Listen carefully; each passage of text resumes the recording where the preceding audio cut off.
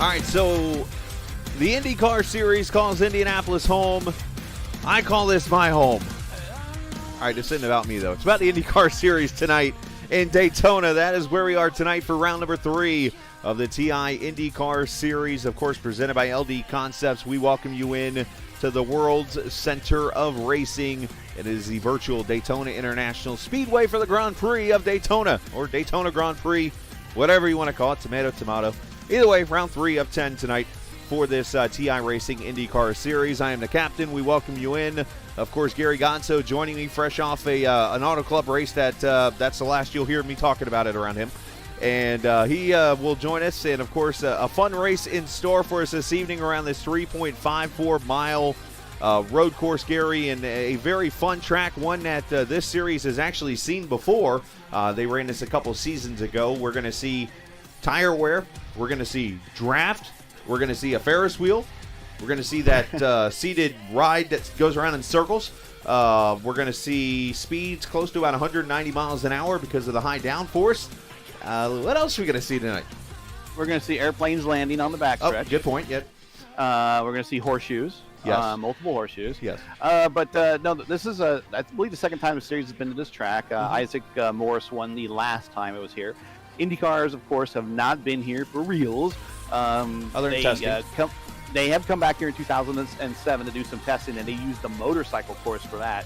But the only time the Champ cars were on the big oval itself was back in 1959, a single race called the USAC Daytona 100, and that was the one and only time that the IndyCars were on the oval.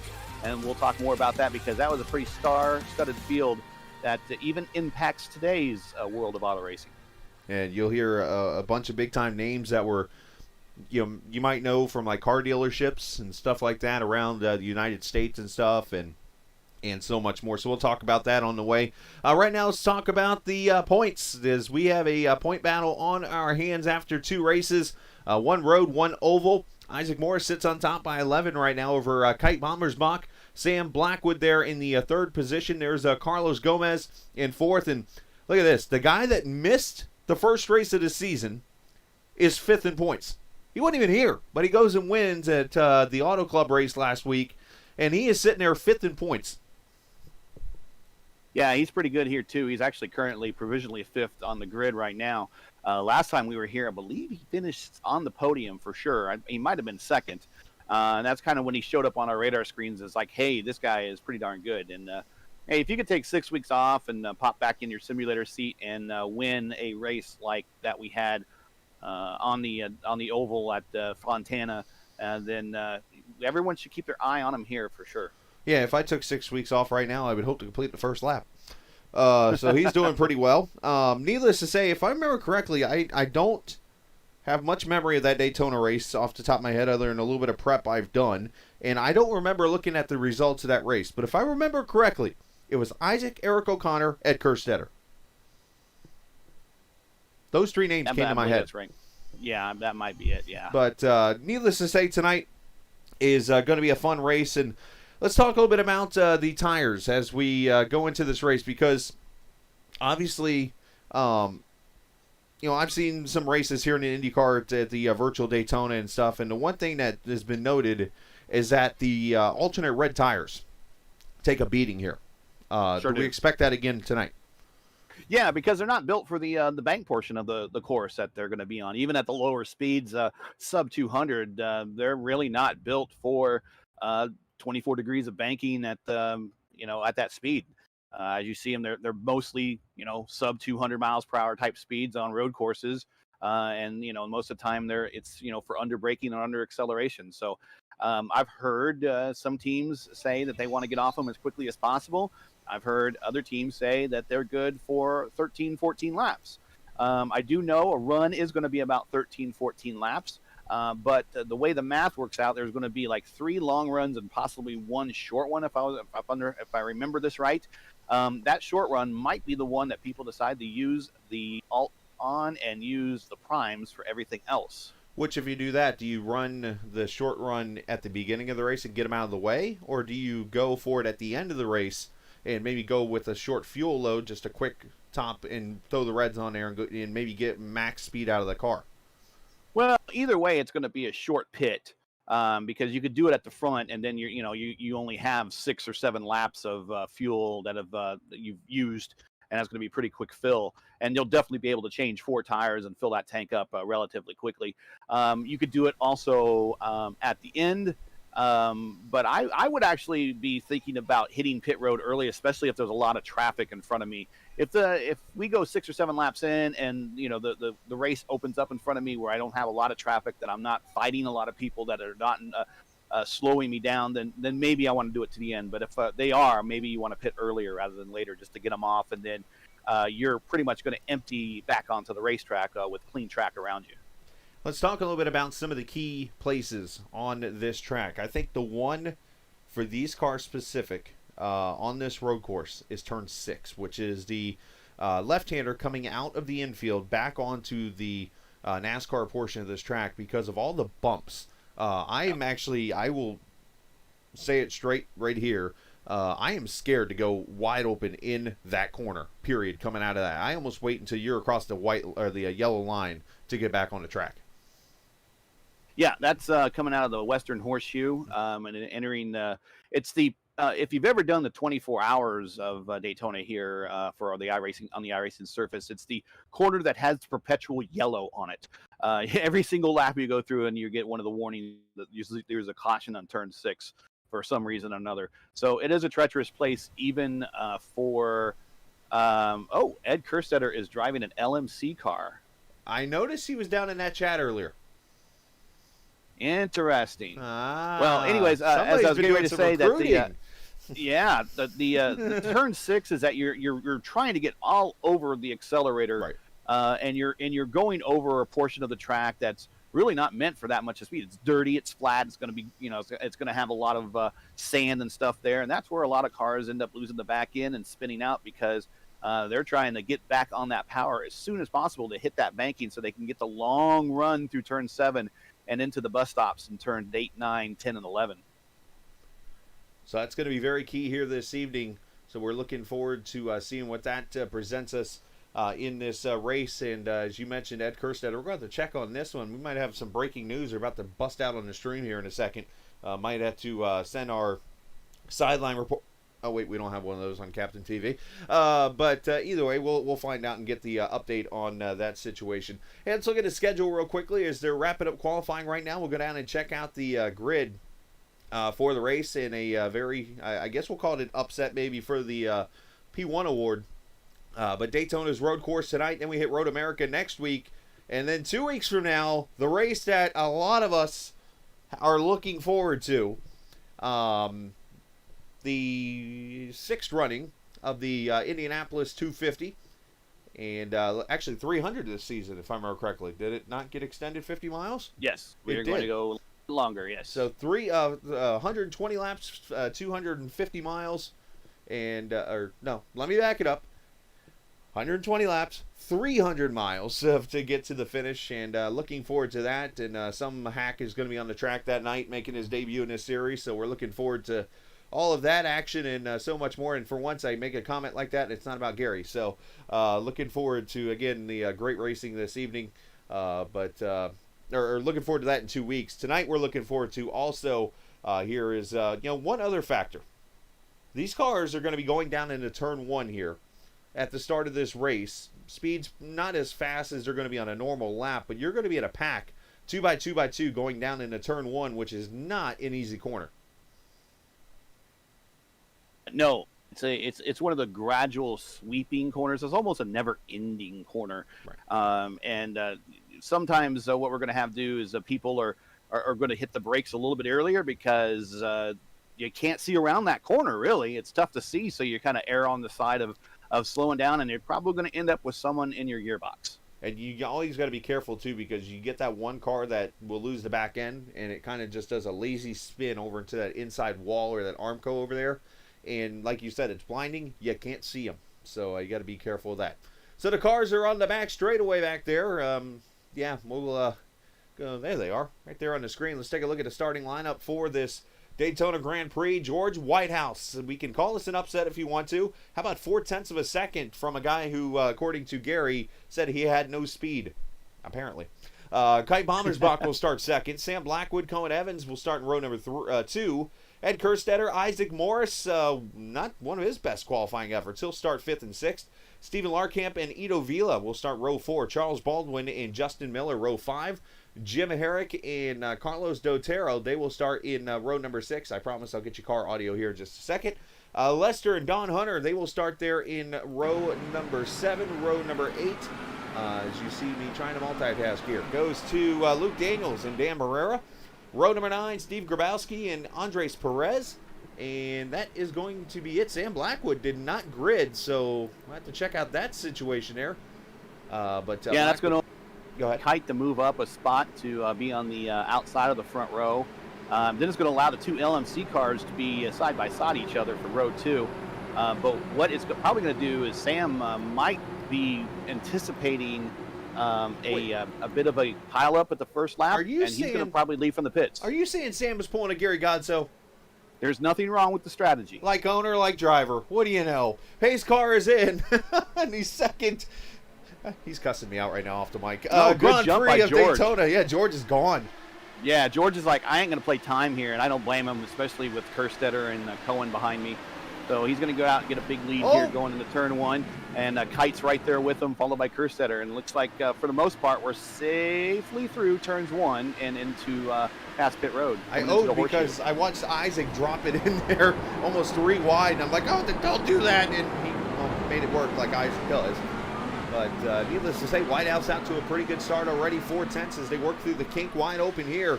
In a very tricky corner right here in this second horseshoe. Yeah, you start, you actually apex rather early, and then you bring the car out high for a high exit. It doesn't feel very natural. You got to kind of train yourself to take that corner that way. Looks like Kite's making up some room in turn 6. They're heading back out on the oval, and this is where the draft's going to make a roll. Yeah, you're going to see a lot of runs right here. One thing about that, you can almost double apex that corner too, but also diamond that corner. You can. In an international, or the second horseshoe. You can. A lot of times I see people in the Indy cars make it as wide as possible to the point where they're knocking out the cones that are lining the side there just on the outside of the course. Everybody making it through the bus stop for the first time. I'll tell you what, George being up front by himself's got to feel like he's pulling a parachute. Not to mention probably burning a lot more fuel than you really want to be in this draft, but George will lead the first lap of this race, and we are still yet to see Sam Blackwood come to the onto the track here, so he's a lap down now. So we'll have to investigate what's going on there, if he's having maybe some kind of technical computer issue or something of the sort. But the 27 has not taken the green flag and started yet. Is Grabowski in trouble? He has spun off over turn 1 to the outside of the track. Got to be careful of that re-entry. Here comes Isaac. He's up to P3. And Andres Perez might be throwing out the fist out the window here in a second to Grabowski, if they were able to do it. We had top 4, top 5 cars already within about 2 seconds here early in this race. So you talk about the draft, and not to mention, let's look at the tires that everybody is running right now. I see obviously the leader started on the alternate reds. So did second place Kite Bombersbach. Isaac is on the primes. Yeah. So Isaac's on the primes. It is very urgent for him to get in front of these two as quickly as possible. And that's because obviously the alternate reds are going to fall off. Not to mention, you get the alternate reds in that dirty, turbulent air on the fast part of the track. You'll gain an advantage as Edu Vila is going and doing Edu Vila things right now, if you know what I mean. Issues for Charles Baldwin is off, and also Baldwin's off over here in the bus stop. Push the pass for Vila down to 7 already. What I meant by Edu Vila things. Now, we do this in all jokes, obviously. Everybody has the right to race like they're going to race, and we have no problem with it. But it opens the door up for us to just have a little fun.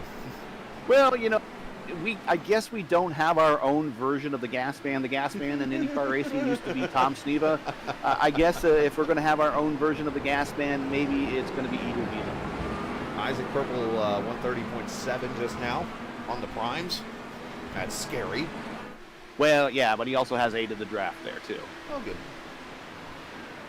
Not to discount. Oh, Kite goes wide and in the Western Horseshoe, and he's going to give up a lot of track position. That's the second race here, the second road course race that he's done that in a row, where early in the race, he makes a quick mistake. You go back to Detroit, he overshot going to the fountain, where he's made a mistake like this, and now he's got to catch up, but thankfully not as big of a loss, as he's only lost about 5.5 seconds, but still, that's 5.5 seconds. Yeah, he rejoins the field back at 8, so he's ahead of a teammate. He's got Herrick in front of him and then another teammate in 6th in front of him. So if he can get back up to his teammate Larkamp there, they can probably decide and race it out themselves how that position is going to be handled. He could work his way back up into the top 3 relatively easy, but it's going to be a little bit harder day for him than it normally would have been otherwise. So should be able to do, I'm thinking, you said 3-stop strategy tonight? I've heard 3 stops. Oh, Vila outside of Kerstetter at the Tri-Oval, also on push to pass. He's down to 6. He pulls off that pass. So he is on pace to be out of push to passes within the next 3 laps. Yeah. Actually, there are 2 places on this track where you can use push to pass. And use it the whole time. And use it the entire time. In fact, you hit it off of 6 all the way into the bus stop, and actually, I think about the time you get to the bus stop, it looks like Justin Miller, Miller sideways up there in the horseshoe. But by the time you get to the bus stop, the seconds run out on your push to pass, and you actually then go back to normal power. The top 4 now, 1.6 seconds back. Vila definitely the car on the move. Let's see if he hits the button again. He actually does not get on it this time, which, I mean, running the draft right now, it's kind of like a push to pass. I mean, you're getting that pull down the straightaway, and you're able to get a little bit of a run.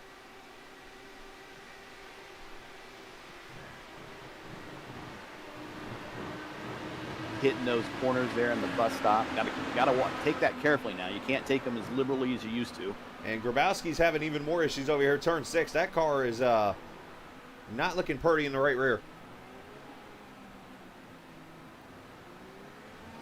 You can't see it, but now you do.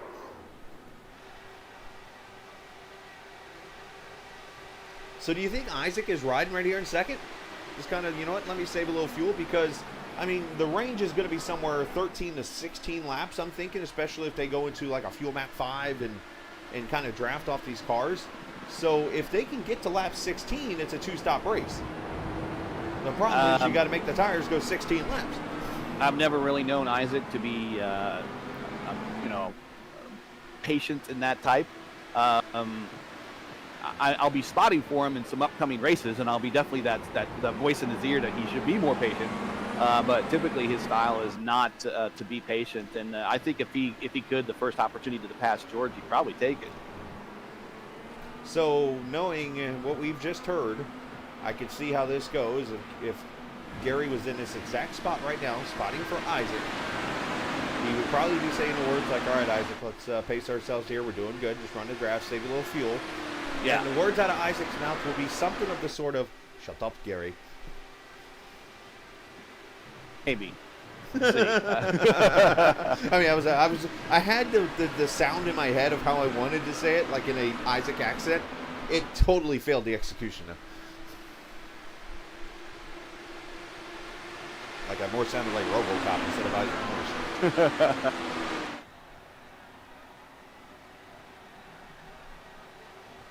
Yeah, it's one of the chief things I've noted. I've started spotting for quite a few people now. It's a lot of fun. And one of the things that I love the data, and I love seeing all their strategies that all other teams on, and what strategy you're on, and how you can outthink them. But one of the main things that a lot of people forget about is being encouraging to your driver. Always telling your driver, good job. Encouraging your driver because they're already under enough pressure as it is. To have a friendly voice in the head. If you got to give an "aw crap, that was stupid," mute your mic and say that. But I enjoy being a positive influence to the drivers while we're spotting for them because it keeps them in a right frame of mind. It does, but at the same time, I agree with the whole mute your mic if you're gonna be like, dude, what an idiot. But at the same time, I think there's a way you can constructively coach your driver to know that, okay, yes, you're running a fantastic race, but you probably could have made a better decision in that move. Yeah. And Ido Vila, purple 135, 130.5. You know what the best part about that was? He didn't use push to pass at all. Oh, Charles Baldwin's. I keep. This is bad me. I'm watching Charles Baldwin spin here these few times he's had, and every time he spins, and I tried it at Detroit as. Well, look at this. Well, pit stop. Oh, here they come. They're coming in early to get these tires off. And look at Vila get right up on George there. That's a good, strong pit in. He made up a lot of time. A lot of people don't realize how much time he made up. These guys are going to get off these reds, and they are going to go on the primes for the remainder of the race. So this is going to make this now a two-stop strategy to the rest of this race. So now you're looking at lap number 6 for these guys coming into lap 7. So they're going to go probably to lap 21 in that range, and then try to go 16 or 17 laps. Argy Bargy up pit road. Oh, wow. And that might be an unsafe exit for Vila. It might be. I mean, I don't think George did anything wrong necessarily. We'll have to leave that up to the stewards. It looks like Kite was in there, too. They got a car spinning in one. Yeah, I've got a car spinning going into the turn 1 there. I think it's Baldwin again. Yeah, I'm not sure what happened to Sam. I don't see anything in the team Discord saying that I'm having computer issues or something. So I'm not sure what's going on there. But he's showing out. So it's unfortunate. I got to ask the obvious question here, Gary. So in racing in general, and I'm talking about stock cars, even the Indy cars, you could bring it up to, but Formula One's probably different because they have different politics for everything. So in this situation, when 2 cars are coming off pit road, I know you're racing hard for position here, but shouldn't it be one of those, okay, going into the pits, the 6 was ahead of the 93. Shouldn't the 93 maybe yield that to the 6 in, like, I don't want to say a fair sport type of thing, but knowing, okay, you can go race out on the track. He was ahead of me coming into the pits. Now he's ahead of me coming out of the pits. Do you give if you're Ito in that place? It's a sin, and you don't really have. What would be probably a question there if this was a real world situation? It might have been an unsafe release. Right. I thought about that. Maybe that we were looking at there. As I see it, no contact was made. Little harm was done. No foul. I'm not quite sure the best way to rule on that one. I do know if I'm coming out of if I got into the pits before that someone, I want to lead the pits before that someone. So I would have been fighting hard just like George to get out of there ahead of right. Our camp up to P2, by the way. We'll have to watch this because we could still get a penalty on Ido Vila if he got an unsafe exit there by coming off of the apron there of turn 1. So we'll have to watch and see if Ido comes back to pit road here. As you mentioned, Larkamp, who I think accidentally tonight's running the number 1. But either way, he's got the 1 car on there tonight. The 21 of Ed Kerstetter there in the 3rd position. And Ed is actually the first of the cars. Ed, Herrick, and Cohen Evans. I'm guessing 3 LMC cars. I don't know if you want to call Kerstetter officially won, but that is 3 guys on the soft tires and the only 3 on the soft alternate reds. No Jim to give away his liveries for free to people, so I got to imagine that is a driver acquisition. Yeah, you never know there, and that's where we have to do some investigating after the race. Be like, did you guys like secretly share that you got a new team member? I mean, if your team had openings and you see this guy just all of a sudden show up and not quite wax the field, but put on a great race and win at Fontana, if you have an opening, what's it going to hurt to ask the guy? So that's obviously a great acquisition. I would have asked him if I had open spots on my team, but I don't. But more power to them, and right now they're sitting 3rd, 4th, and 5th. Yeah, they're looking pretty good so far in this race. As the field kind of spreading out a little bit here, I think the first battle here, these two have been together since the start of the race here. Don Hunter following Lester in at 51 as they look to the inside of Dotero. I believe that is in at 48. Is that Dotero up here? It is Dotero. So Lester's making a pass here for 7th. Don Hunter right behind him, and then the first of the cars to come to pit road, George Whitehouse, is roughly about 5 seconds behind that battle for the 7th spot.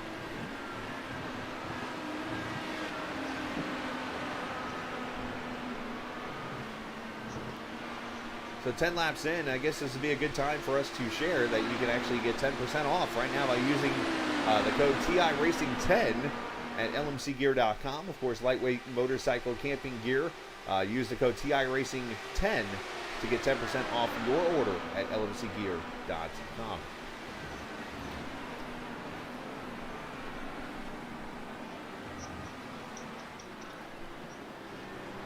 So Isaac Morris leads here at lap number 10. Larkamp there second, Kerstetter third, and Steven doing a great job of showing the speed right now in that number 1. Of course, the question going to be, when do these guys come for their first pit stop? I'm assuming it's going to be the next 5 or 6 laps. Yeah, it's gotta be. Cars will run dry eventually. Well, unless you're from the old ones. Yes.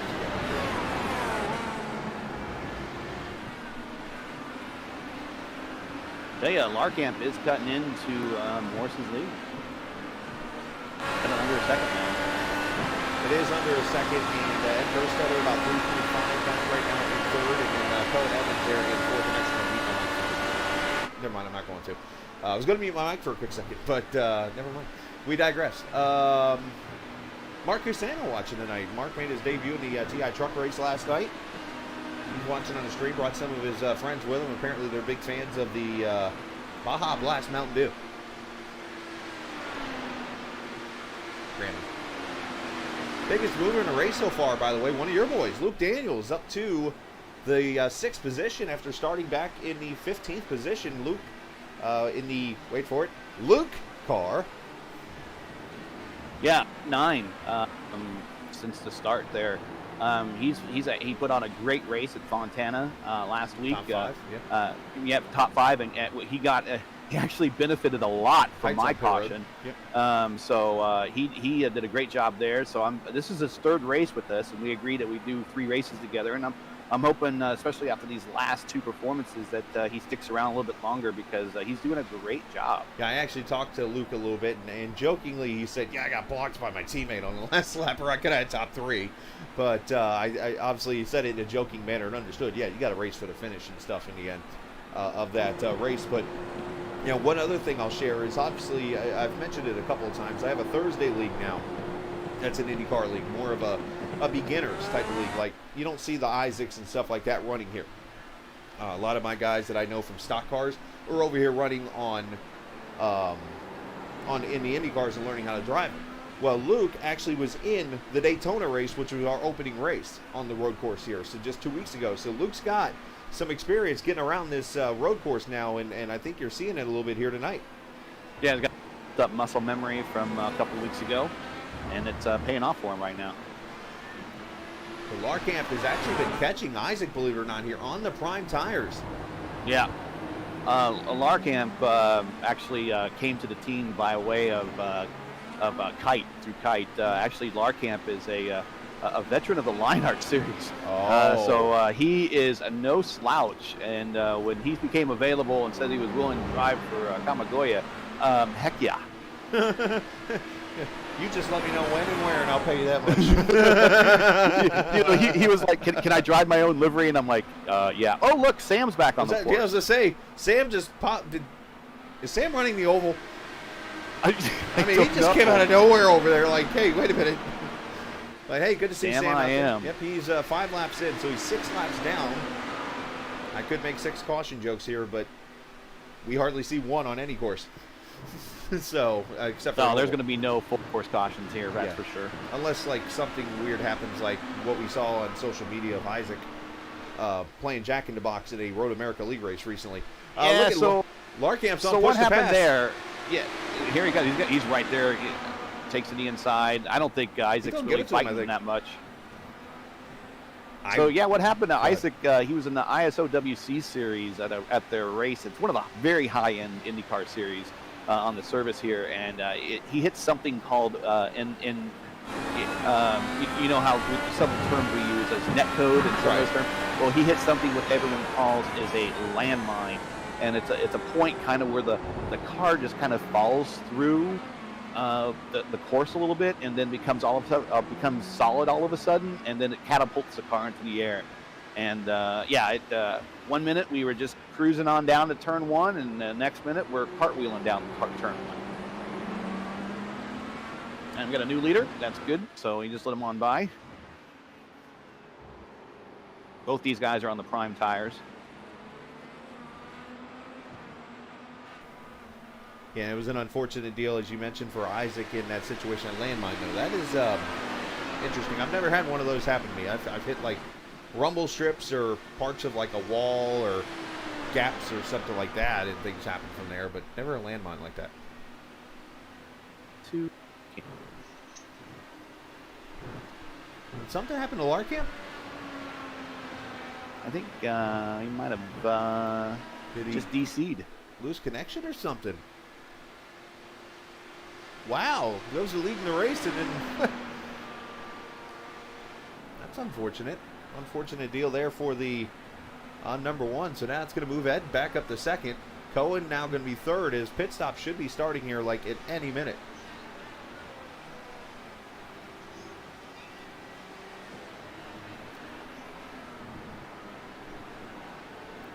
I don't see anything that says he DC'd or something, but tough situation there for the driver. The number 1 goes up there, leads a lap, and well, at least he, I guess, left on top in this race, if there's any benefit or positive to it.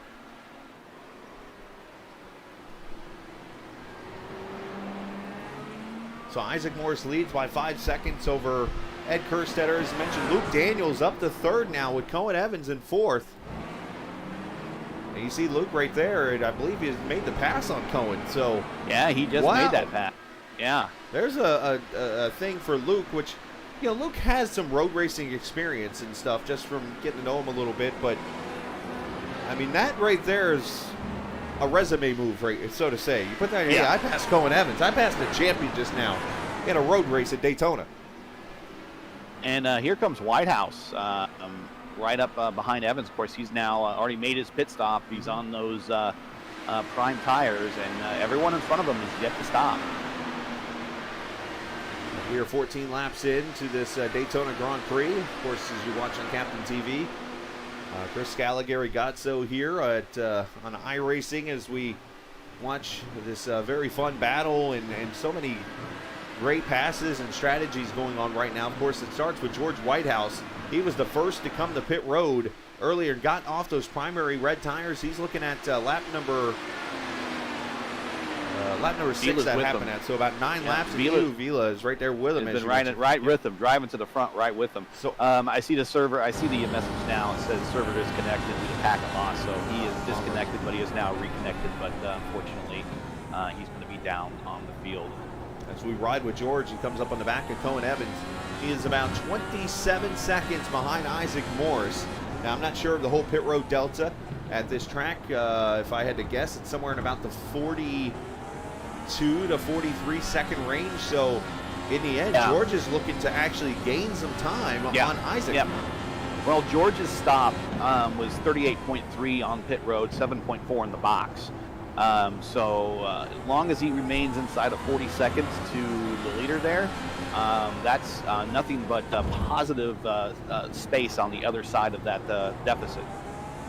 And there he goes. George's going to make the move to the inside. So Whitehouse is definitely showing the speed tonight that he has in that number 6. And not to mention he did finish in the top 5 at Belle Isle 2 weeks ago. So he has the speed on his road course figured out, it looks like.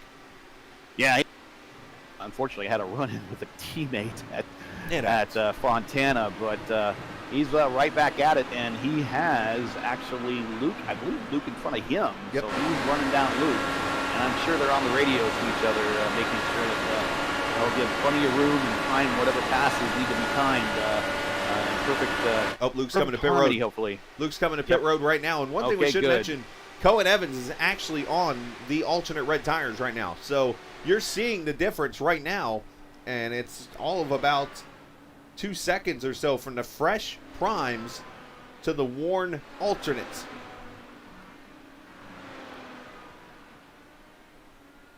So Luke Daniels, 4 tires and fuel, Speedway fuel, by the way.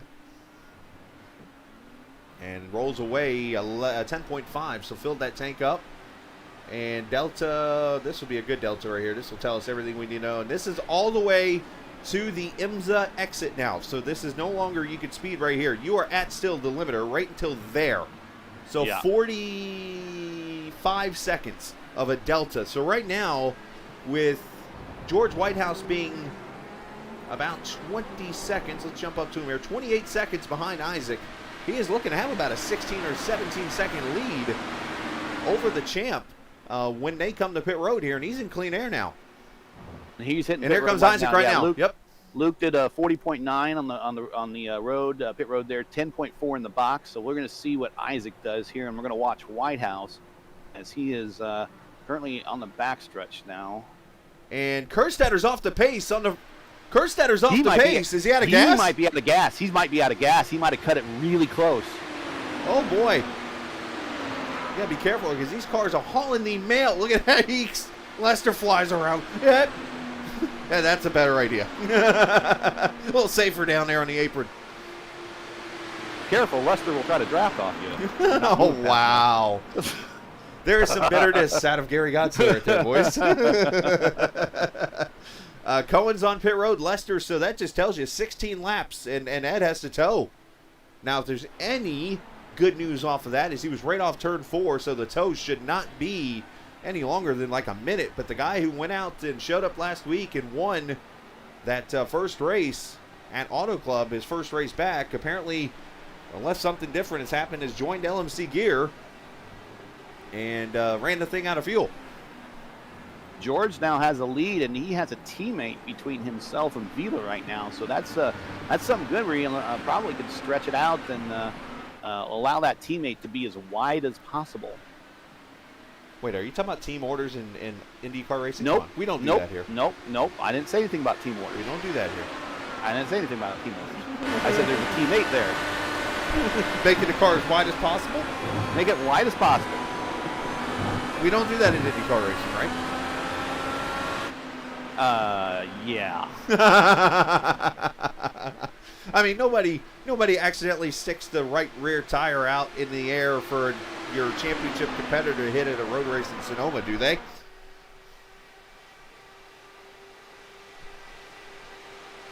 Didn't think I knew that, did you? Well, Sam right here is actually he's going to make a pass on him. I thought, whoa, a little bit of a twitch there right in front of the leader. That's not good. Careful, fellas. Now you're not helping the teammate. You're hurting them. Isaac Morris back on pit road. Ooh, speeding? No, he has no left front fender. Oh, what happened? You know, one winged angel here on the 13. The first one of the season, I think. Let's see what happened. I'll go back in time in my replay here. I can actually, let's see if it shows Isaac Morris crashed on my screen. But he gets that fixed and pulls away. Andres Perez crashed. Carlos Dotero has gone back to pit road. I do not see anything on... Oh, in the International Horseshoe, he goes wide. Found it. And it was on pit out, too. Pit out. Oh, he locks up the tires, went way too deep, and he's thinking at this point, oh boy. Yeah, because he saw the leaders going by him. He's like, I got to go, I got to go, I got to go. And he gets a run, and he's on those very cold prime tires, and he gets right into that braking zone and straight forward, and then as soon as you hit that grass, it's not just to as good as mention, ice. This is nighttime. This is the only track that I know of that runs at night on a road course. You know the temps are obviously down. The sun's not out. It's going to take a little longer to get these tires up to temp. Absolutely. So Isaac Morris, we talked about it in Detroit. Sorry, Gary. We talked about this at Detroit. Isaac is a phenomenal driver, but he has those moments where he, I guess we call it, does Isaac things. That was one of those moments right there. It's unfortunate, but it happens. Again, we got the leader with a teammate right in front of him. I don't know if he maybe allowed that leader to allowed that teammate to pass, where then he can then kind of draft behind and get some mileage from him. Maybe pull away from Vila a little bit.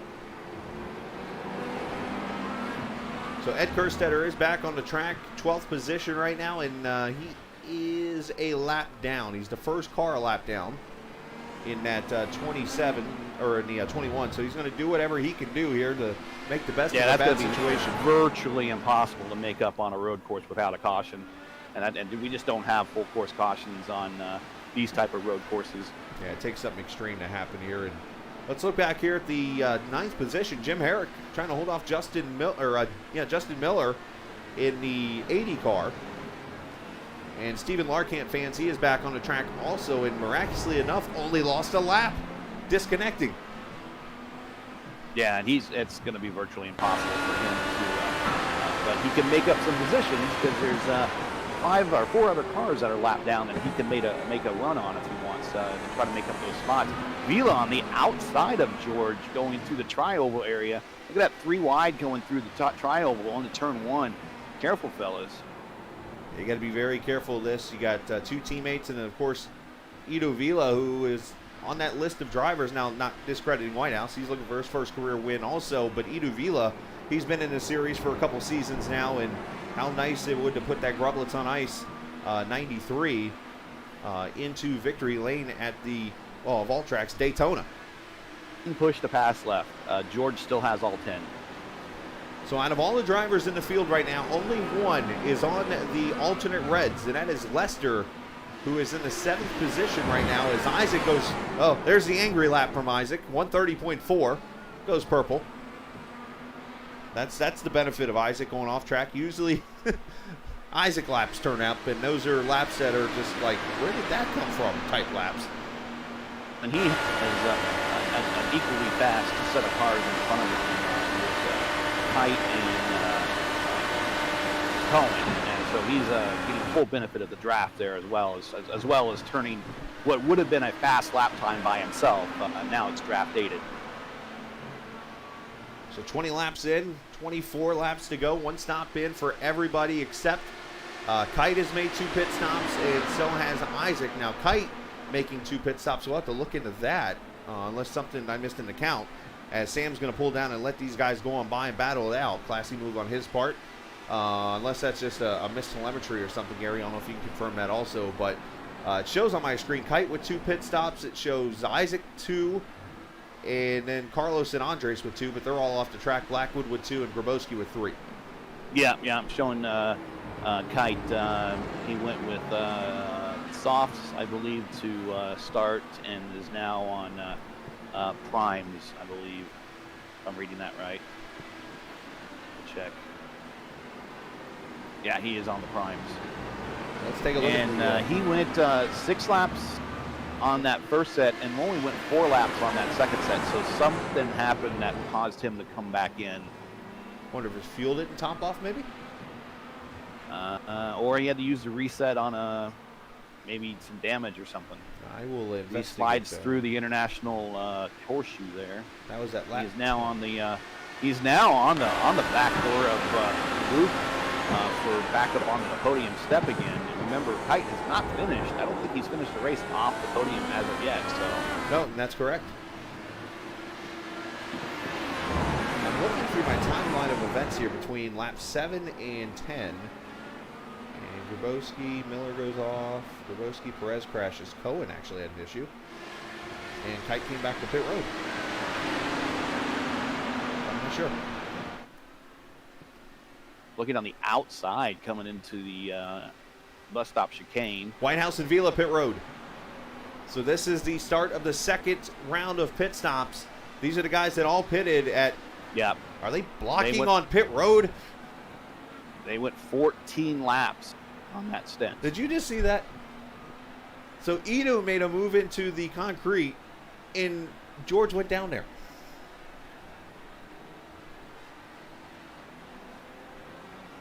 I find that to be very interesting.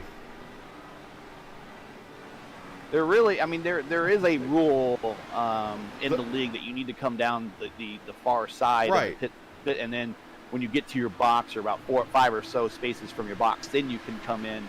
Kind of like the fast lane, I think it's widely known, and very few people adhere to it. I want to watch this again because that just looked all types of weird. And Stephen Larkamp's had issues. He is towed back to pit road, so his really bad night just got worse.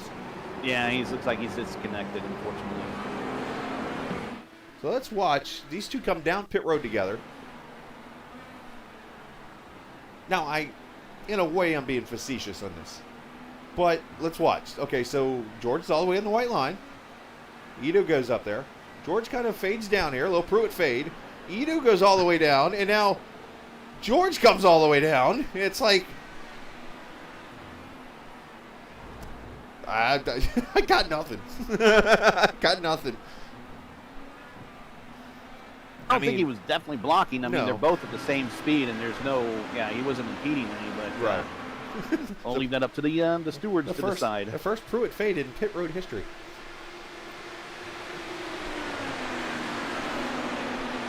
For those who have that on their bingo card, congratulations. You just found a square that's never been touched. As pass for position, here comes Luke. Coming into turn 1, inside of Cohen Evans again. So, hey, that was no fluke on the first try. And that was not an intentional pun. There is all sorts of traffic in front of him. Up at the, sliding out. He's going to have a wide exit. Cohen, he needs the air. He's lucky that road is there. He is really lucky that road was there.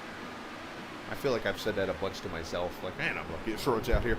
But look at this now. With the pit stops. With the pit stops to the leaders, Isaac is back in this.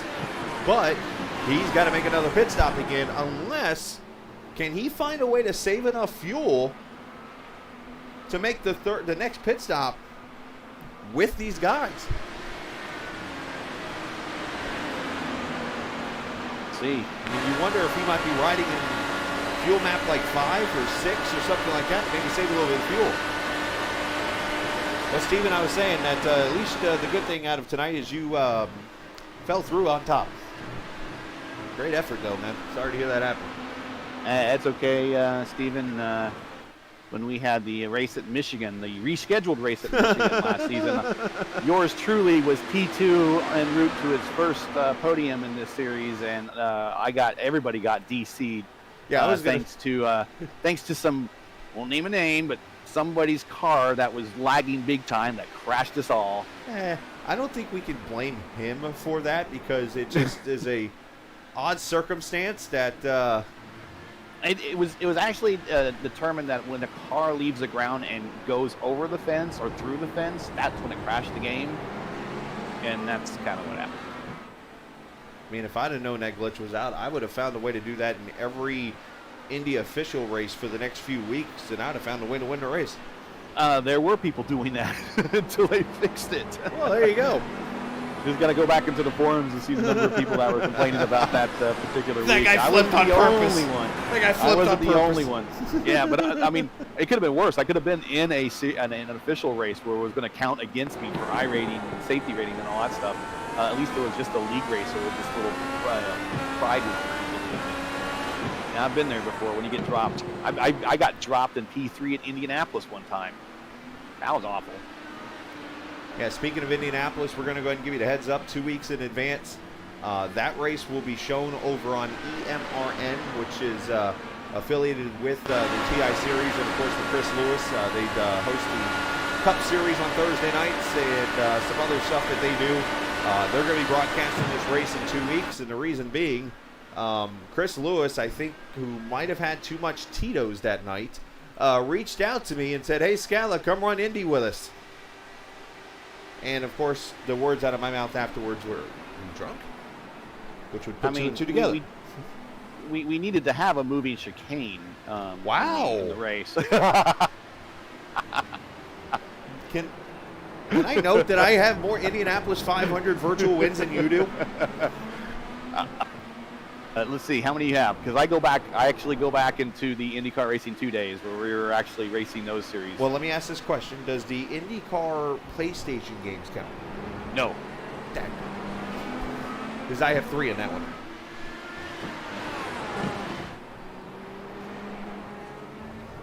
But I have 1 on iRacing.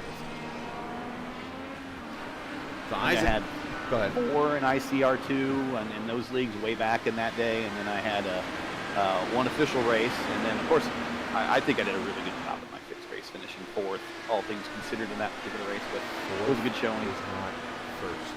I know, but when I started from pit road, I had to pass almost 30 cars. 4th is not first. It's all right. Do I need to have the talk that I always have? One of my biggest rants that I go on every single time. When I hear a mom, I'll be out like deliver the package, and the mom's like, "Yeah, my son just won 3rd place." No offense, ma'am, your son didn't win jack. He finished 3rd. Kite Bomber's back on pit road. Justin Miller's dropped off. He DC'd as well. Oh no, we had a lot of DCs tonight. So see, Charles Baldwin has had issues tonight. He's on track still. Dotero's back on track. George. Oh, Sam's just spun over in turn 6, but he's out there fighting in 15th right now. Justin Miller, Larkamp, and Grabowski. Apparently not a good night to have the name Steve, as Kite is on pit road still. And he gets 4 in fuel, and he pulls away, and on the prime tires still. So 23. The power slide to the International Horseshoe. Well, you wonder if these primes are starting to fall off now just a little bit. I mean, he's been on them for...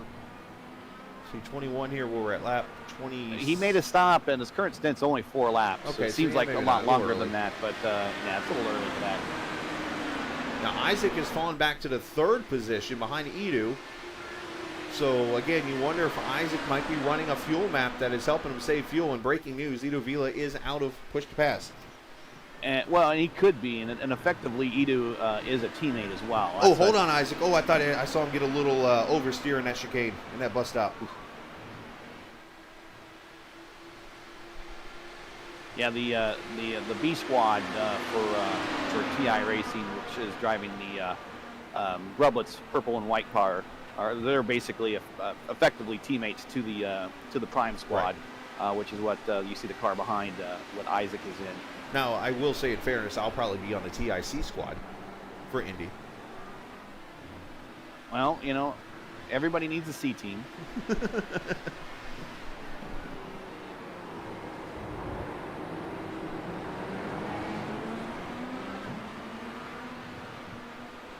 Maybe that's what I'll do. I'm going to talk to Lewis, and if he gives me permission, I'm going to have the viewers pick my throwback, maybe.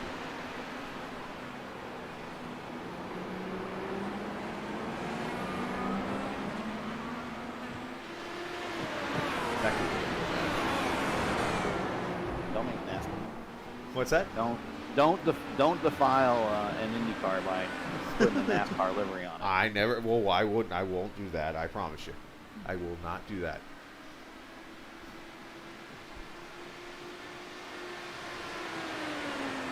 been a couple IndyCars in the past that, like when Stewart did the first double where he came in '99 and he had the Home Depot IndyCar and the Home Depot.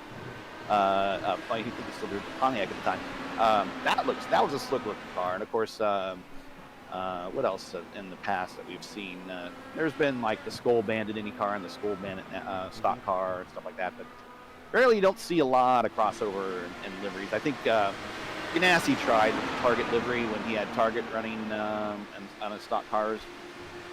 As Kite looking to the high side here of Don. This is for the 7th spot. He'll take that pass. A little help from push to pass. Kite just coming off pit road there. Oh, and get going on there, young fella. That rumble strip will bite you, and it did. Hang on. Great save on his part. Second mistake from Kite. Could the streak be on the line tonight?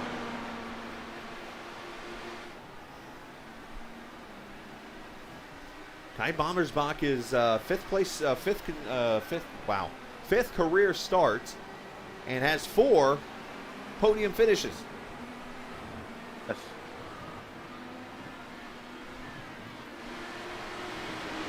So Isaac's starting to draft back up on the back of Edu Vila. Once again, we're going to have to watch Isaac's strategy. If he can get another 5 laps out of this car, I think he can make it to the finish, which would be incredible considering he had to pit 4 laps earlier than anybody in this field after breaking the left front wing off of his car. Could he really do some kind of strategy and get himself back in the running in that manner?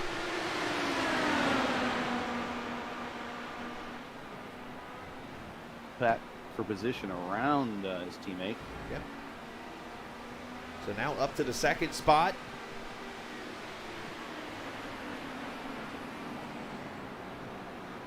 This is the closest battle on the racetrack right now. Oh, by far. Leaders. Yeah. Yeah, they're right here with each other, and then you got about 11 seconds back to Cohen. Then you got about 2 seconds actually back to Luke Daniels. So inside. Careful, fellas. So we actually have 2 battles starting to shape up. This is the closest, but Luke Daniels, for about the 15th time, is putting pressure on Cohen Evans. Sarcasm there. He's passed him twice. Got the position. We're going to drag race down to turn 6. All right. Through the kink, too. Nope. Okay, now he oh, never mind. backed off a little by, yeah. I'm a turn behind, like through the kink, and I'm looking at the scoreboard just trying to see where other battles are, so I'm kind of seeing it out of my left side of my eye. So I'm like, I thought they were just coming out of the first horseshoe heading to the kink. No, they've already been past that area.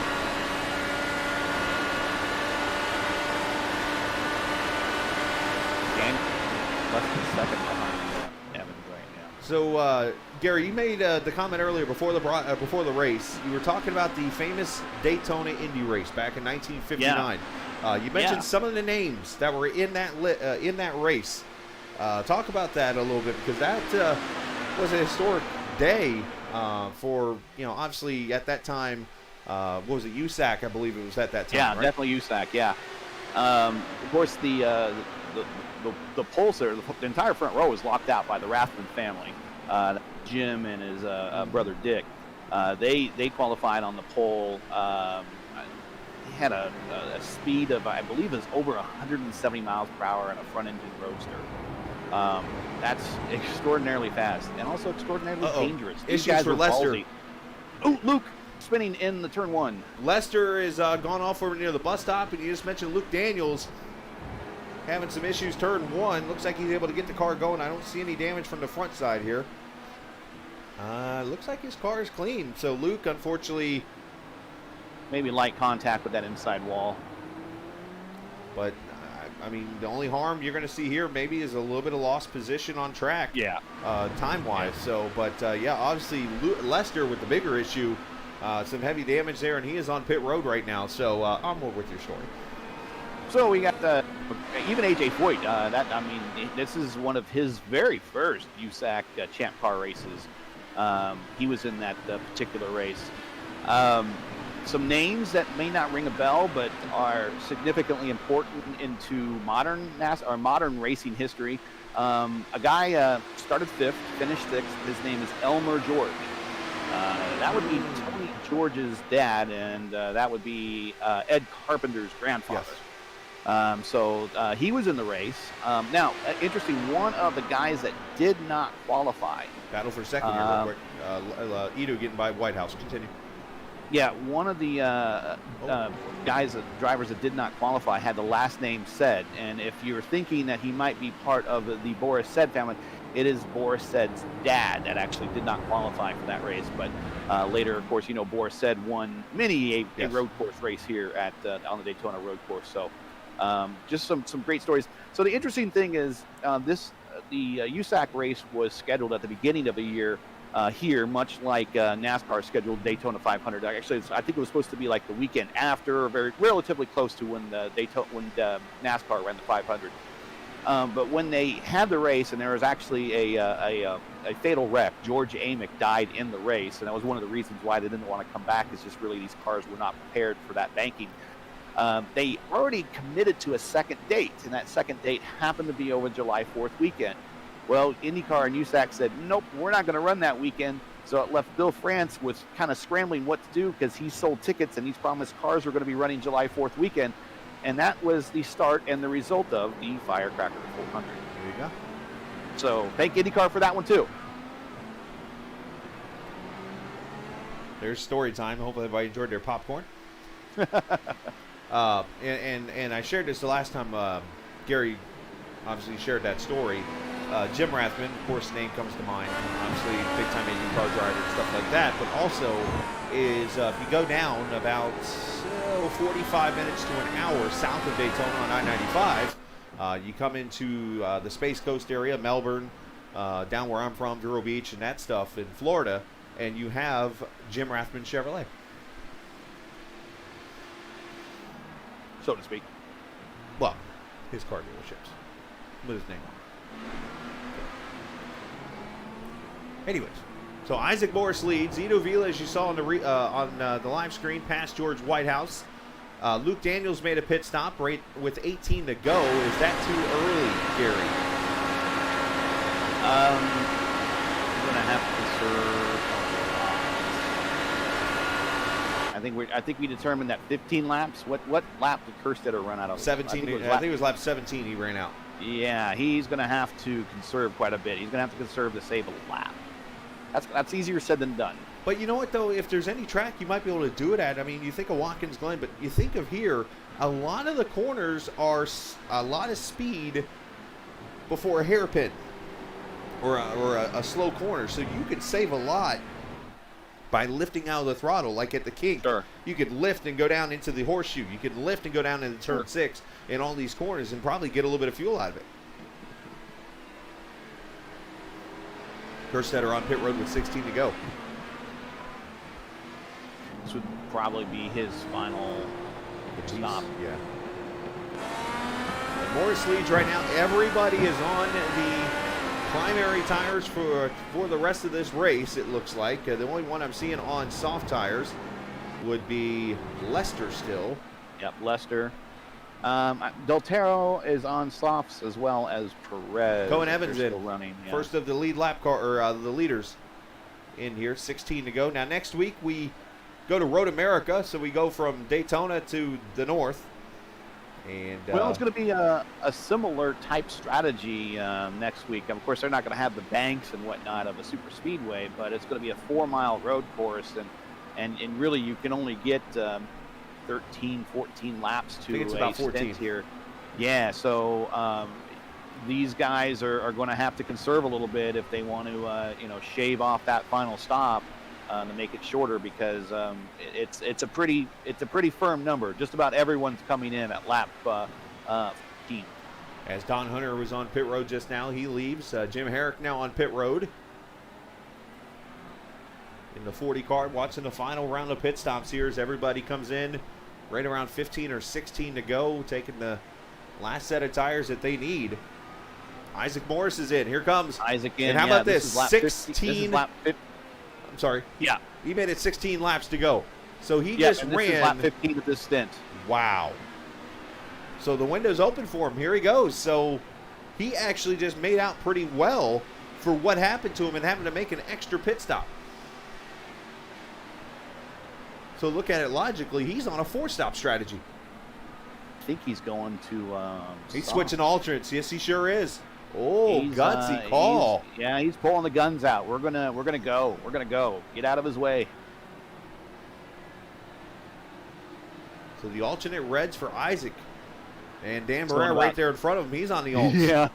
So in about 2 laps, we're going to see what his lap time is going to be. He's got 130.4. Okay, yeah. He's going 29. I'm I'm calling it 29. Yeah, he might do a 29 here. So we'll see. This is his out lap right here. He's coming up to speed, getting these tires all warmed up. Next time around, this is going to be the flyer. We're going to watch that one. Or as some people have learned from terms from some people I know, the Red Bull lap.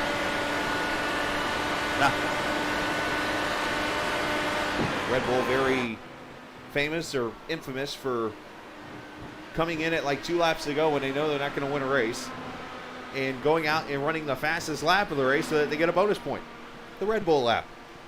Oh, well, if you're going to make it part of the rules, someone's going to take advantage of them. So here's George Whitehouse coming to pit road, pulling a little move on Edu, be like, sucker. And here he comes to pit road.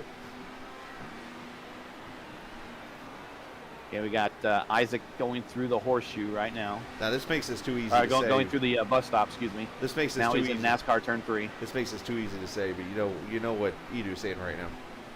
Which way did he go, George? Which way did he go? Okay, here comes Isaac into the tri-oval area. He's going to pass him with ease. Because he's still got to hold speed here. He's got him. What an undercut there by Isaac. Or actually, he was already ahead of him, so it wouldn't be an undercut. But he's going to stretch it out a little bit on him, though. Yeah, let's watch this lap with Isaac. Let's see what number he puts down. He just did a 156.6 for his out lap, which is not too bad. But this is the one that with the open track in front of him. He has not used push to pass yet. I would imagine that if he wanted to put down a big one, he'd be hitting push to pass right now. Let's see when he gets back on the oval. He's around turn 6. There's the bumps I talked about. These cars do not like the bumps. No push to pass yet. None.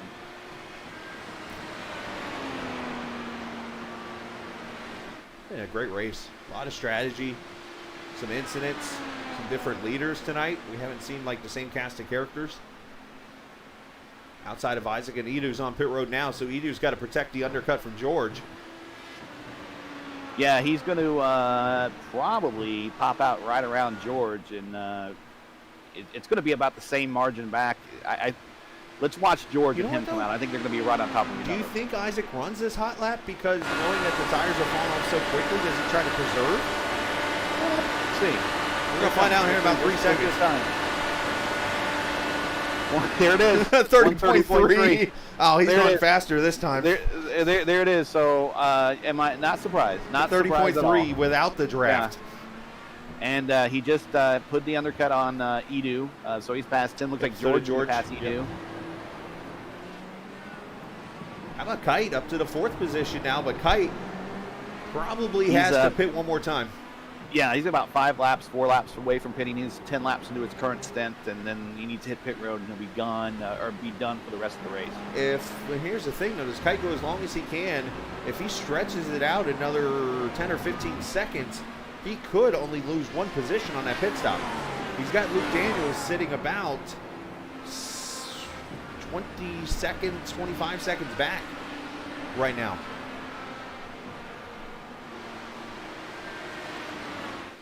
Again, Isaac heading down to the bus stop here. No push to pass yet. Still has 7 in the bank. Man, they go through that bus stop so quick.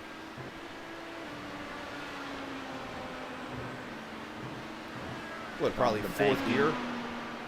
Yeah, it's just really flicking the wrist left, right, left, or left, right, right. I know what you meant. Left. I know what you meant. Up, Here down, he comes. down. I got you. Let's see. Here he comes. 130.373 last time around.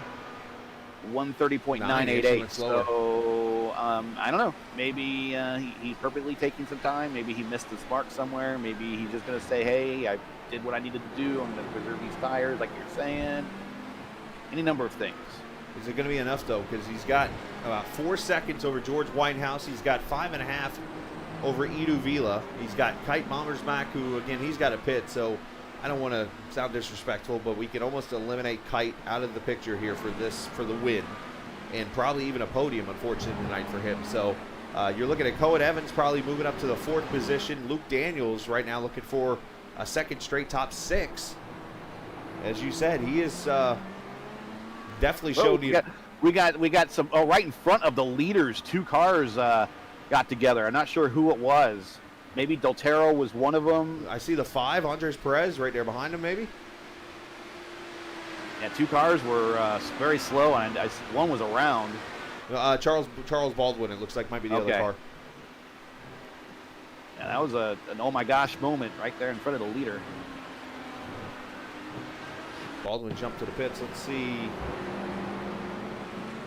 There's Baldwin going past Perez.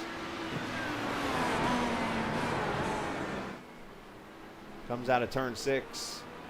And turn 6. Oh, geez. Right in front of the leader. He knows that thing in. So, yeah, that's a...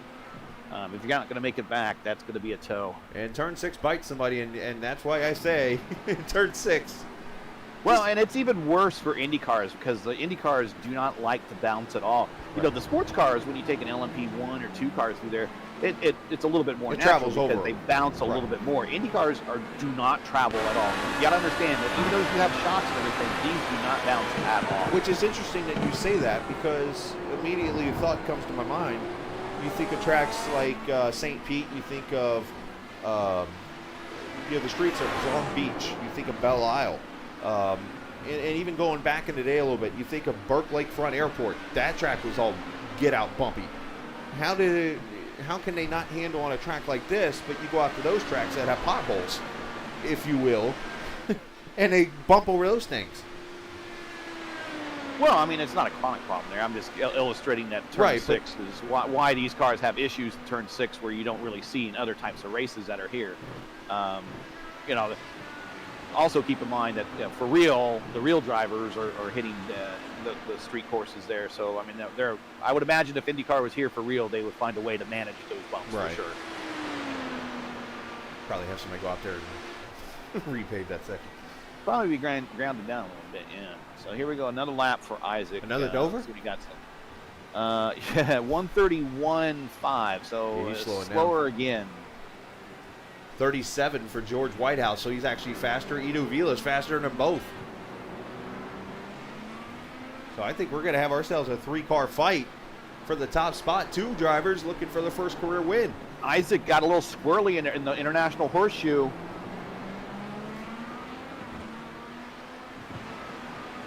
This is one of those rare times where Isaac isn't the haunted, or isn't the one doing the hunting. He's the one being hunted instead of haunted. I don't think he's ever going to be scared. But he is a fox for all these hounds right now. Which is weird because usually it's the total opposite. Yeah. And keep in mind, Vila's doing this without any push to pass. Well, if he gets on the podium, we got to ask him, where his push to pass button is. If he gets into the interview. Actually, I'm going to go a step lower on that first question. I'm going to ask him, does he know what push to pass is? Because he might not even know what they are, and he's just hitting a button and doesn't even realize it. Ed Kerstetter showing him in the pits right now. Yeah, Ed, unfortunately, ran out of gas earlier in this race. I'm sure he's had some words for his engineer. Running out of gas here is a lot like running out of gas at Road America. It's a long way around, and there's no easy way to get back to pit road. And you really can't. Can you really put the car in neutral like you can a stock car? Because obviously your first initial thing is when you run out of gas in a stock car, you just immediately push the clutch and throw it in neutral so that you lose the least amount of speed, and not to mention if you're going downhill or whatever, it helps out. Sure, yeah, you can. I mean, you could clutch and coast. Okay. You can put it in neutral and use things as well. As Kite's on pit road here, so Kite gives up the 4th position. Let's watch for Luke Daniels, because there goes Cohen already by. I try to make it a habit not to run out of gas, whether that be driving an Indy car or a truck at Talladega. I'm pretty sure you don't want to run out of gas anywhere. I know, but that truck at Talladega was a pointed comment. I understand, but let me one-up you, and let me try to have you run out of gas at Coconut. Turn 1. Just don't do it. Pretty much. Just don't do it. You know how much. See, that's the thing. You know how much. If you test, you know how much they consume. You know the limits. There's not like, in real racing where some of these tanks can hold like a phantom cup of fuel in them somewhere. It's all a solid, number that doesn't budge at all. And everyone knows that. So you shouldn't be running out of gas. Not to mention, let's be honest, there's like 750 iRacing apps out there to keep you from running out of gas.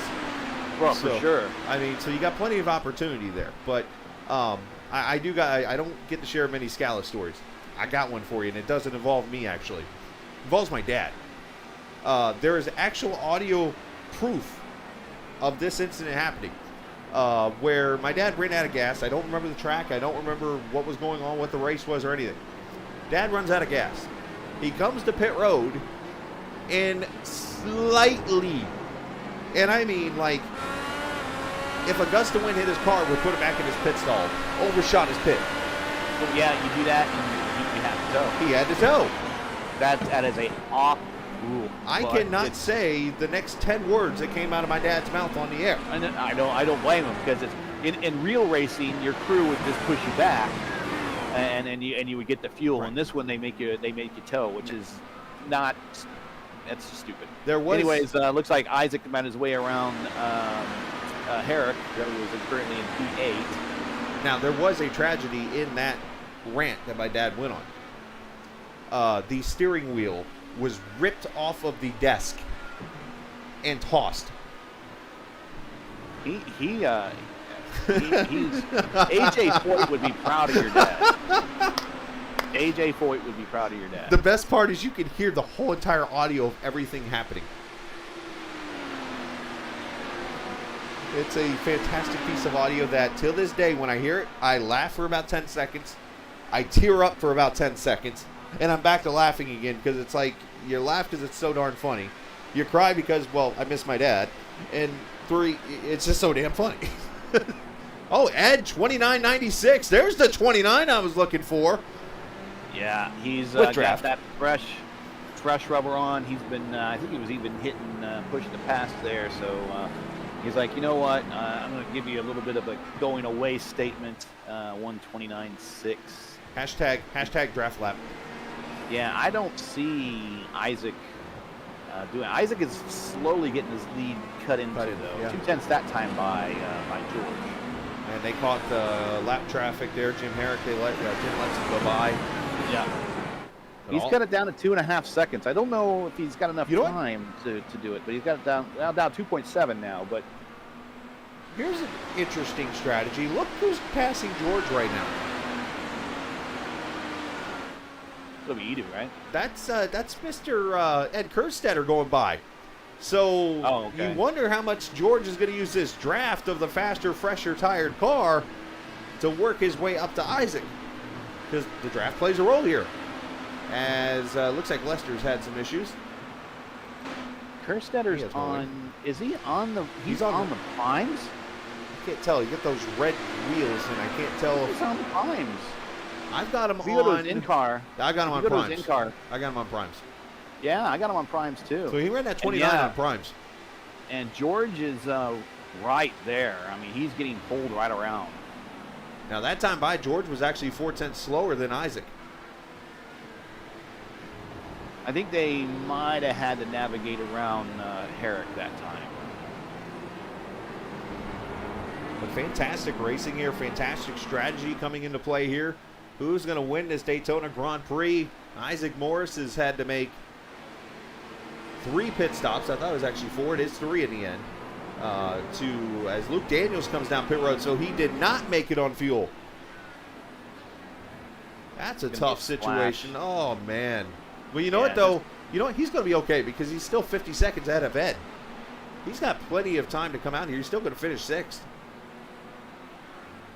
And that's get a nothing splash, keep his tires on. if he Get can in get and his out. pit stall. Now he switches over he's to the gonna put new Reds. tires on. Oh, here comes the Red Bull lap. Luke Daniels, who is the biggest fan, by the way, of Haas's, I've learned this, by the way, of Gunther Steiner. Now, you say anything around Luke about Gunther, and he flips a lid. Well, he has 5 push-to-passes, so he can lay down a good lap if he wants to. I'm starting to wonder if his buddy Matthew Telder is coaching him right now or doing spotting for him. Because that would be a move that Telder would make. Realizing you have so much room and so much space that you're not going to lose any time. Let's throw the Reds on the car with 5 laps to go and have them pull a burner out. Please Telder didn't run him out of gas. Fair point. But I wouldn't leave it past Telder to do that. Oh, no. I've been a victim of him doing that. Wait, Telder ran you out of gas? I remember, and I am not happy about it. Should have got a penalty. Oh, I cannot wait to hear this one. There should have been a penalty. More ammo at Telder. I like it. I mean, really, how can you run that? Seriously, you know how much is in your tank. You know that there, like I said, there is no little reservoir of an extra lap worth of fuel in these cars. It's a finite number. The F4 button tells you what's in the car. It tells you, yes. It tells you when you're going to run out. And he decided he was going to take an extra lap. And even better. And he runs out of gas and it backs everyone up behind him, and I get run into the back, spun around. And even better. It's just stupidity of not doing math. Come on, man, do math. Even not better. That hard. Even better. The crew Not chief that hard. normally tells you 2 laps out that you have to pit. So if you're 2 laps out and you got to pit, you pit at the next lap.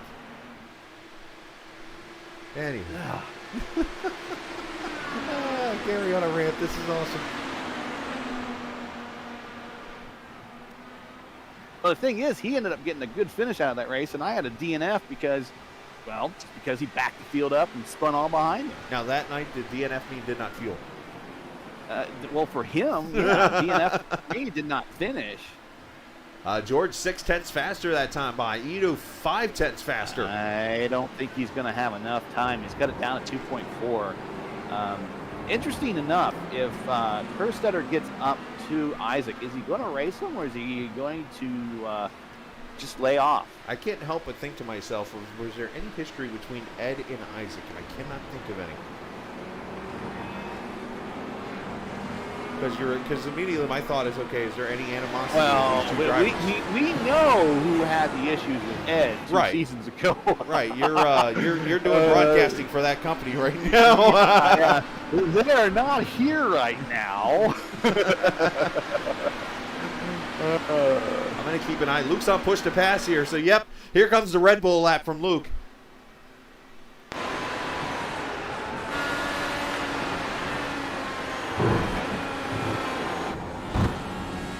Right now, he's probably got Gunther Steiner in here. Push, push, push, push.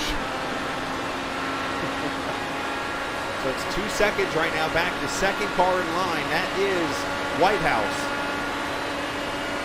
Still don't think he has enough time. I mean, 4 laps.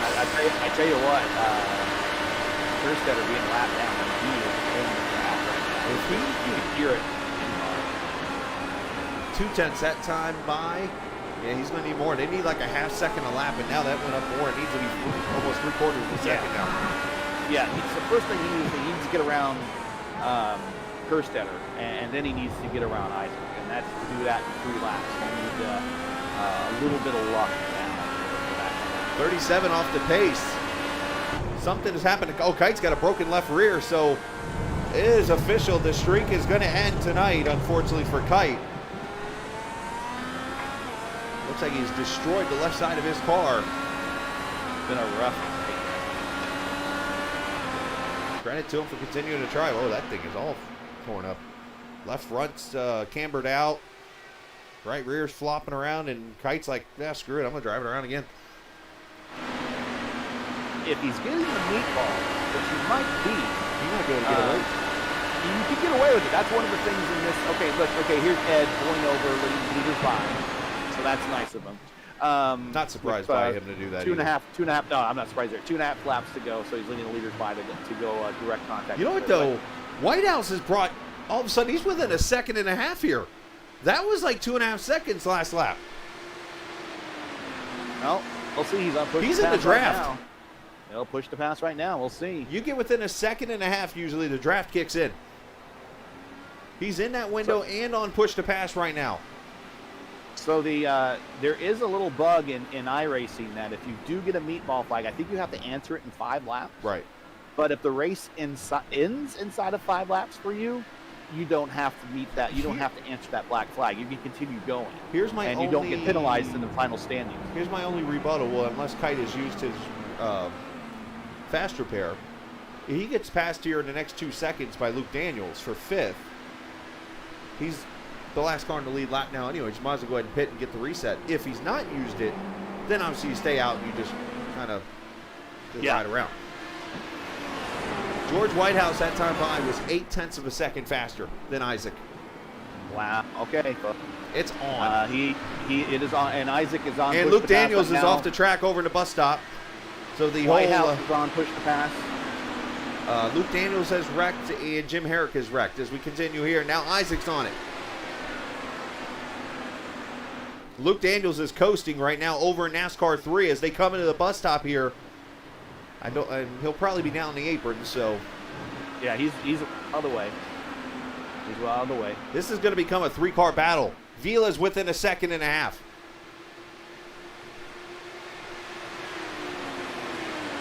See, this is where if I'm in a stock car, I rip the mirror down. You don't have a mirror to rip down in an Indy car. Final lap this time by for Isaac Morris. Can he win again in Daytona? He's got a little bit of draft. I think, oh nope, I'm looking at the wrong car. Never mind, no draft. Oh, George is there. And Ida's coming too. There. He is there. Here, let's see how deep they break into the International Horseshoe. Oh, he's there again. There they are, the 3. It is going to get interesting down the straightaways here. Both Isaac and George have 2 push to passes left. Vila has been Winchester. He sends it in there. 75% of the race. He's there. He is there. What's the blocking rules real quickly, Gary, so that we can get that out of the way? You get 1 move defensively, and that's it. So a Pruitt fade. That's pretty much it. Well, here we go. Drag race is on. Both of them on their push to pass right now. Edo, well, yeah, never mind. He's getting closer. He's going to have to have a money bus stop. Oh my gosh, he's there. He's got no place to go though. He needs to get. Isaac got him on entry. Both on push to pass again right now. This is it. Through NASCAR 3 and 4, it's within 4/10. Down to 3/10. Well, it's gonna be close. I don't think he's gonna be. I don't think he has enough time now. Yeah, I don't think he's gonna have enough. He's gonna fall up a little bit short. As Isaac Morris, win number 2 of the season, Daytona. Wow. Man, how about a road course race by 0.3 of a second margin of victory? How about that?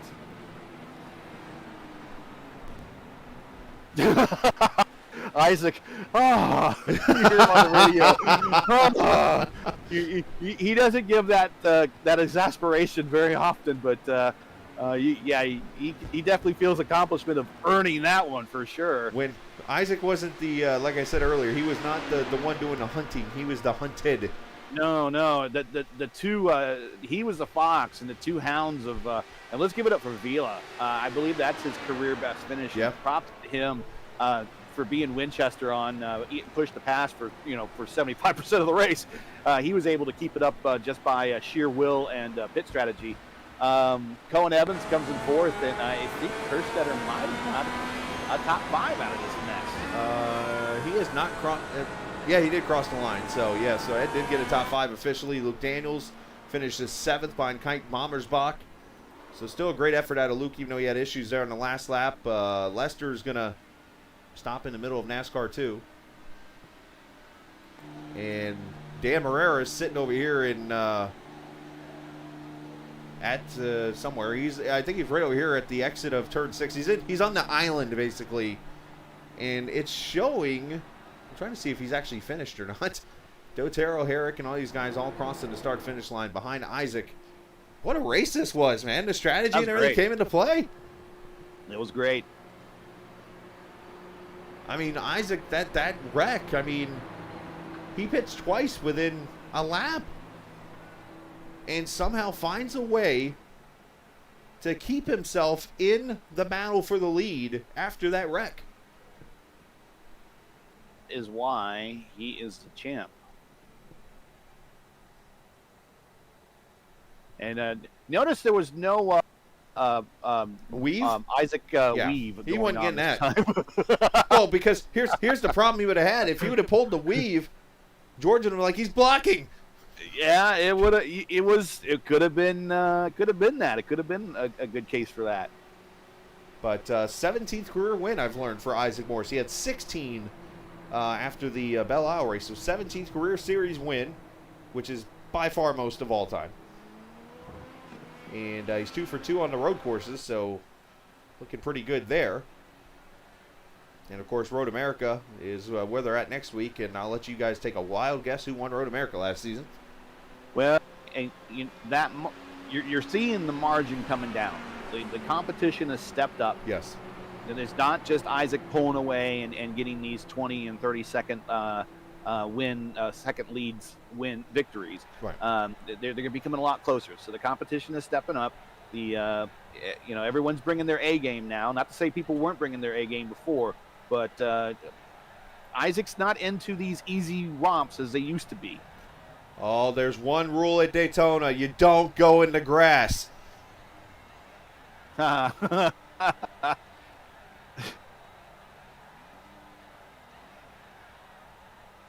again, I don't know many tracks that let you go in the grass to do burnouts anymore. But hey, celebrate all you want to.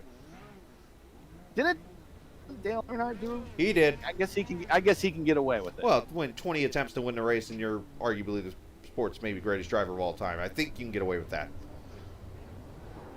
But then again, I guess when you're the winningest driver in this series history, I guess you can get away with it. And now he just destroyed the floor of his car. Yeah. Crew chief's like, enough. We might have to check Isaac for a broken coccyx after that. For those who don't know what that is, that's the bottom end of your tailbone. Anyways, tailbone. Yes. That's painful, I'm told, to hurt. Here we go. Not the tailbone, but the coccyx. All right, finishing order for the race. Isaac wins it by, just over a tenth of a second over George Whitehouse. Ito Vila, best career finish for him. Cohen Evans, 4th, and Ed Kerstetter, 5th. Kite Bommersbach, the end of the top 3 streak.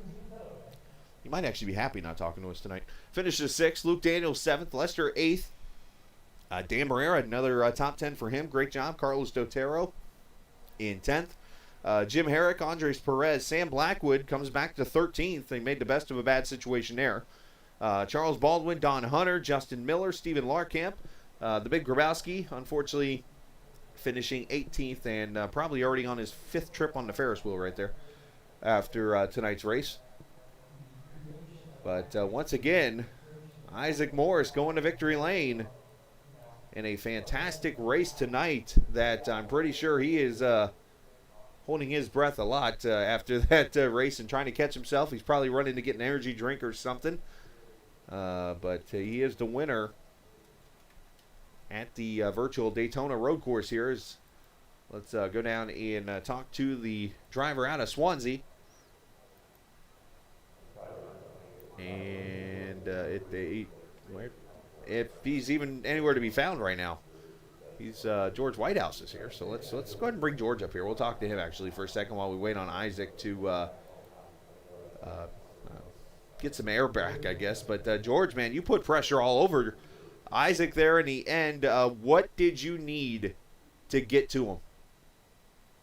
To be honest, a little bit of a longer gear ratio, but I can't complain, to be honest with you. I think from starting to learn the IndyCar iRacing game from, I think, the middle of June is when I properly started to dive deep into this car. It's been a great learning experience, to be honest with you. I think, in general, all the other series I've done and races, I've struggled a little bit with my qualifying trim. So to get that back up to standard of what I liked was, it was brilliant today. And obviously my race pace was pretty much what I wanted it to be. But yeah, I mean, 50% happy, but again, 50% frustrated that I was just so close to getting the win. Yeah, Gary was telling me that you were a little struggling, or a little unhappy, I guess, with the lack of speed you seem to have, and you went out there and put her P1 and you showed that you had the speed to compete when it was all over with. So that's something I think in the end, I mean, 2 top 5s in your first 2 road races is something to be proud of. Yeah, nah, for sure, man. It's been a great season so far. Obviously, Auto Club didn't end the way I wanted it to, but that's always going to be a bit of a challenge for me because I'm pretty much new to oval, let alone the IndyCar car. But yeah, it's been great so far. And obviously more experience coming up next week at Road America, so another good road race for you. I got to ask, with the accent, whereabouts? I see you're a UK and I driver, so whereabouts are you? Right in the middle, in the Midlands. Well said. So, no, congrats there. I know it's dark 30 in the morning there where you are. Is you celebrate a second place win? I about did it, Gary. I about said second place win. Second place finish. There goes I'm about to go on and rant myself here on myself. Second place finish, George. Basically, what we talked about in the broadcast is when you finish 3rd or 4th or 2nd, you didn't win anything. You're 2nd. So that's where I was going with that. Anyways, randomness. But George, great job tonight, man. Happy for you. Obviously, first time getting to talk to you here. Obviously, in that 6 car, looking pretty sporty this evening. Shout-outs, whoever you like to, my friend. Yeah, obviously, first and foremost, shout out to myself. And, of course, Gary for actually bringing him into TI. I honestly never heard of the series because, obviously, I'm just so new to iRacing. Yeah, Gary obviously saw that there was something in me, and I'm honestly really grateful. It's been a great opportunity, and I'm looking forward to the future. Now, we'll talk off the air between you and I, George, what you were thinking about Gary, but... No, okay, all right. Let's move on to the next. Congrats, man. Good job. Thank you. Nice job, George. Congratulations, brother. Anytime I can steal a Gary dig in there, that's awesome. All right, so let's bring him down. Oh, there's Isaac. Okay, I'm like, where's Isaac? Did he is he still trying to catch his wind or something? I mean, I don't know where Edu is though. I still want to talk to Edu. Yeah, Edu's going to hide us. He knows that we're picking on him with his push to passes. That's what's going on here. But Isaac, man, oh man, what a race for you tonight. I got to ask you. Let's go back to the mid part of the race where you. I guess you just forget the brake in the horseshoe and you drive it off a cliff basically over into the tire barriers. Did you think your race was done at that point, or did you realize, okay, look, I'm still in the pit window. I can get this somehow done? No, I didn't. I didn't think the race was over. The race is never over until the checker flag drops. So, I just kept that in mind, kept pushing, looked after my tires as well. That was like the most important thing to do. And I for some reason the primary compound in the second stint just like came alive. Like honestly, they were just so good. I was saving a lot in the first stint just so I could get to that 17th lap. But then after the incident, it was like the crash actually did something to my car that made it quicker or something. But the car just felt really good after the incident. Managed to pick off a few people, and then eventually I caught up to George. Took the lead again before I had to pit, and then I was like, I could either full send it on these reds and be dead by lap 6 of the stint, or I could push a little bit and try and maintain it for the rest of the stint, and I went for the second option, and it really paid off. See, Isaac does have some conservative in him.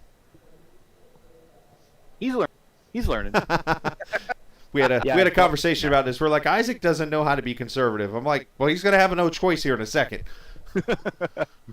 But I'm really good at being conservative. I got those extra laps.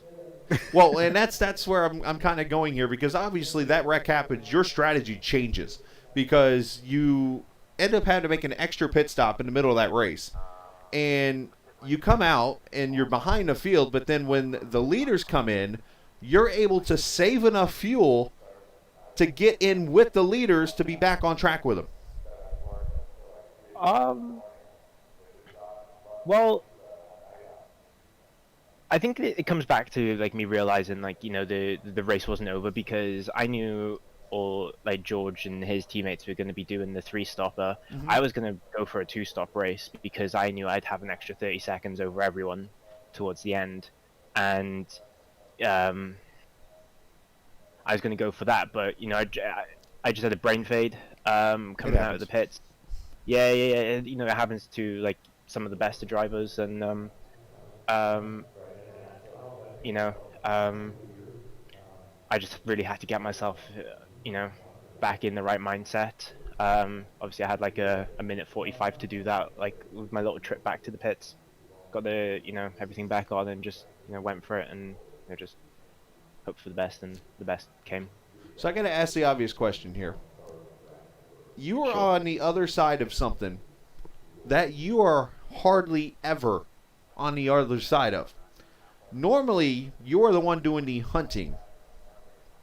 Tonight, you were being hunted by 2 drivers. Yeah. How different was that? In all fairness, it wasn't that much different because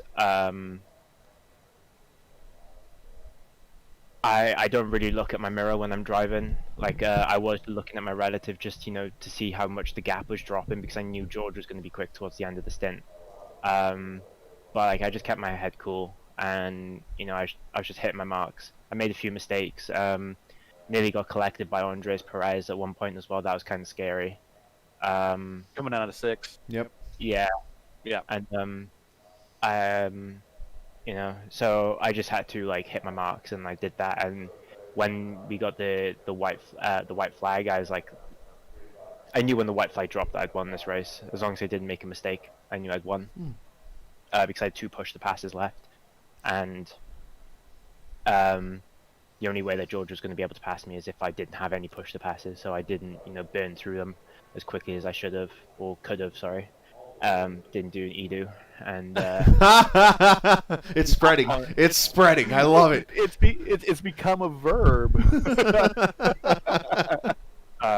I think it was like by like lap 21 or 22, he didn't have any push the passes left because I noticed when I came out of the pits, which is actually conservative on his part. When I came out of the pits and I saw he had no push the passes left, I was like, dude, it's gonna be so easy to defend against him. So because he's got nothing in the tank. I want to go back to that final lap because going down the back straightaway, obviously George is within about a half second at that point. And and obviously I didn't get the view of this all race, and maybe I totally am wrong saying this. But did you full send almost into the bus stop knowing that, okay, if I screw this corner up or if I take it in too easy, he's going to get the run off the corner? Oh, yeah, it was, last lap was as full send as I could take it, or as much as it would allow me. Because I could see, we were up on a drone view, basically, and we could see how you kind of launched it into the corner, and it actually created a little separation between the two of you. Yeah. I knew that was, like, the most important corner of the race. Like, that bus stop on the last lap, like, it was just so important to get it right. And I mustered up all my skill, and I luckily got it, and I got it right, and that's what won me the race. Like if I didn't get that run, if I had a little bit of a twitch or wobble, George would have had me all day long, and it would have been a really sore way to lose the race. But sometimes you've just got to kick yourself into that extra gear and just really focus on what needs to be done. Gary, that's why he's a champ, man. Right there. Perfect answer. Great job tonight, Isaac. Second win of the season as you continue that momentum. And I've learned now this is 17 career wins in the series. So congrats to you on that. And shout out to whoever you like to. And to that drink you just opened up. So shout out to Monster. I called it. Yeah, I'm waiting on my sponsorship deal, so just hit me up. Shout out to Chris. He's always supporting the team and making sure the team is doing the best that they can, and that's about it really. TI Racing, everyone on TI Racing. Also a shout out to AJ Stravato as well. He was in the league last season, but me and him have been doing a lot of work together, and I feel like the work that me and him have been doing has actually helped me improve a little bit. So yeah, so big shout out to him, and shout out to my stream as well, streaming this live on Twitch, and just want to say thank you to my viewers. There you go. Yeah. Oh, and shout out to George and Edu as well for rounding out the podium. I think George's first podium. Yep. And yeah. I think Ito So- too. Yeah. So it's a very diverse podium tonight, and it's just really good because with the way that this season's being run, you never know who's going to be on top, and you never know who's going to be on the bottom. It's going to be one of those seasons, I think. It's definitely going to be fun to watch here. Congratulations, Isaac. Go celebrate a win. And real quickly before I let you go, Gary, last night, Brandon Alphin won the TI Truck Series Championship. And before he got cut off by his internet, I asked him what was his breakfast item so that I could use it for when I run the Indianapolis race here in 2 weeks. You want to guess what his answer was? Weetabix. It was Monster. Oh. There's a trend here. There is a trend Well, here. That's probably going to be my breakfast on Saturday, and Gary knows why. I might have to pounce a Monster before the Indy race in 2 weeks. Just saying. See what happens there. Isaac, congratulations, bud. Thank you. It really does do something to the head, Monster. It really does make you feel. Create a monster?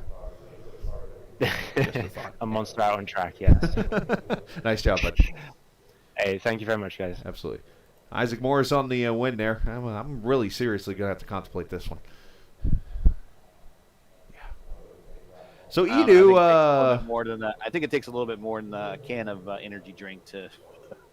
Hey, if I win Indianapolis after a Monster, I'm pretty sure I can reach out to that sponsorship and get them a part of this league within like that.